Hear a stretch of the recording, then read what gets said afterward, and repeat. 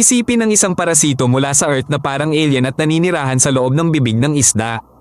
Ito ang tagakain dila. Pumapasok ito sa hasang, hinahanap ang dila at doon na nananatili. Madilim na tubig, isang flash ng ilaw at may dayuhan na gumagalaw sa loob ng bibig. Nakakagulat na katotohanan, ito ang tanging parasito na pumapalit sa organ ng host nito. Pinutol ng tagakain dila ang supply ng dugo sa dila, namamatay ito at kumakapit siya bilang kapalit. Nagiging dila ito. Ang isda ay patuloy na nabubuhay, kumakain at nanghuhuli, may kakaibang nilalang sa bibig nito. Sa episode na ito, tatalakayin natin kung paano ito pumapasok, ano ang ginagawa nito sa isda, at bakit hindi ito banta sa tao kahit mukha itong alien. Sa malapitan, ang kumakain dila ay parang maputlang isopod. Ito ay isang crustacean. Mayroon itong bahagi-bahaging katawan, mga 1-2 sentimetro ang haba.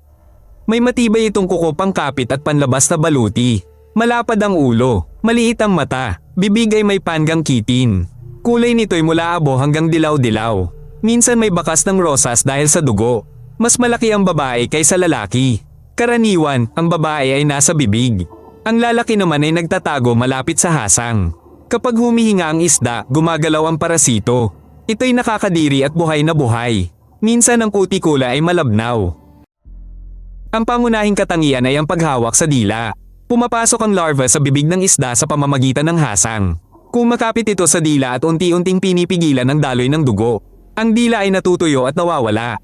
Kumakapit ang parasito sa natirang base, parang upuan. Gumaganang organo ito. Tinutulungan nito ang isda sa pagtulak ng pagkain at kinukuha ang uhog at dugo. Hindi ito mamamatay tao. Ito ay matagal na nangungupahan. Nakakaangkop ang isda at nabubuhay ng maraming taon. Nakakagulat pagkatapos ng pagpapalit ng organo, uhog ang kinakain ng parasito, hindi laman. Ginagawa ito upang hindi masaktan ng host at hindi mawala ng tirahan. Gumagalaw ito kasama ang mga panga at tumutulong sa pagdakip ng pagkain. Ang babae ay nananatili ng maraming taon. Ang kumakain ng dila ay nakatira sa maligamwam na tubig tabing dagat. Mas madalas ito sa mababaw na lugar. Doon nagtatago ang mga isda sa mga coralie at bato. Ang isopoda na ito ay kilala sa silangang Pasipiko. Makikita ito sa baybayin ng Amerika. Doon ito kumakapit sa mga lutiano at iba pang mandaragit na isda. Ang mga larva ay lumulutang sa tubig. Kumakapit sila sa isang isda. Pagkatapos, sa hasang sila dumadaan papunta sa bibig. Ang adultong babae ay pumalit sa dila. Ang lalaki ay madalas na nakaupo sa hasang. Hindi ito delikado sa tao. Sa pinakamalala, ito ay isang pangit na makikita sa bibig ng baniling isda. Gusto nito ang tubig alat at takip silim. Kaya mas madalas itong makita sa baybayin at mga laguna. Sa agham, ang kumakain ng dila ay isang isopoda mula sa pamilya Cymothoidae. Maraming parasitong ganito ang nagpapalit ng kasarian. Ang mga bata ay kumikilos bilang lalaki. Pagkatapos, nagiging babae sila at nagpapalaki ng anak sa isang espesyal na bulsa. Ang mga larva ay lumalabas sa tubig at naghahanap ng susunod na isda. Ang pagpalit ng dila ay madiskarteng paraan. Ang isda ay nananatiling buhay. Patuloy itong kumakain at lumalaki. Kaya, ang tahanan at pagkain ng parasito ay hindi nauubos. Para hindi mamatay ang host, kumakain ito ng uhog at kaunting dugo. Hindi nito sinisira ang tisyo ng labis. Ito ay protandry, ang babae ay nasa dila, ang lalaki ay nasa hasang. Ang mga anak ay lumalaki sa supot ng tiyan. May lumalabas na nakakatakot na kwento online. Sinasabi nito na kinakain ng isopod ang dila ng tao. Ito ay alamat lamang. Dalubhasa lang ito sa isda. Hindi ito nababagay sa ating bibig. Nakakagulat ang mga nakita sa tindahan.